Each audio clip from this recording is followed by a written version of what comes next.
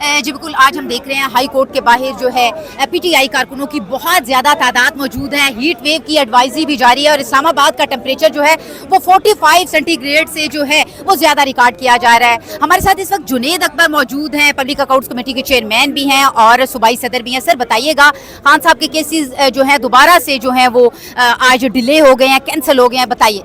बिस्मिल्लाहिर्रहमानिर्रहीम। सबसे पहले तो मैं मीडिया का शुक्रगुजार हूँ कि इस शदीद गर्मी में भी आप लोग हमारे साथ खड़े हैं और हमारी बात जो है दुनिया को पहुँचा रहे हैं, तो आपका मैं शुक्रगुजार हूँ।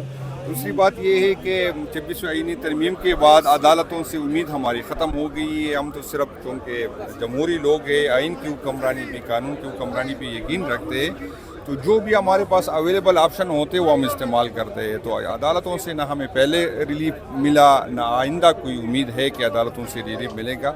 लेकिन तारीख़ लिखी जाएगी और तारीख़ हर बंदे को याद रखेगी कि कौन सही साइड पे था, कौन गलत साइड पे था, कौन कुछ मफादात के लिए, तनख्वाहों के लिए, कुछ डर की वजह से गलत साइड पे था। इंशाल्लाह ताला तारीख सबको याद रखेगी। तो हम तारीख लिखवा रहे हैं, बाकी हमें कोई उम्मीद नहीं। सर कल बजट भी पेश हो गया, आप देख रहे हैं जिस तरह से ये बजट पेश किया गया है, आप लोगों की जानिब से, पीटीआई की जानिब से इसको मुस्तरद भी किया गया है और इसको फांसी घाट, इक्तसादी फांसी घाट का नाम दिया गया गुज़श्ता रोज़ जो थी प्रेस कॉन्फ्रेंस। मुझे ये बताइएगा, अब सर एहतजाज की तरफ क्या जाएंगे, अवाम के पास अब कब पहुँचेंगे और कब पीटीआई हमें एहतजाज करती नजर आएगी? नहीं, हमारा तो एहतजाज मुसलसल जारी है।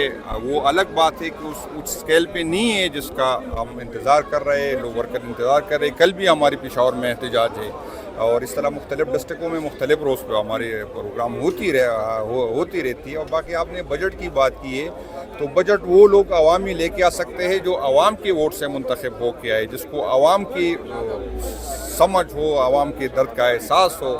तो अवाम इनके साथ खड़ी ही नहीं है, ये अवाम का वोट नहीं लेके आए, तो उसको और उसको समझ है, उसको ये पता है कि यहाँ पर वोट डालने वाला अहम नहीं है, वोट गिनने वाला अहम है।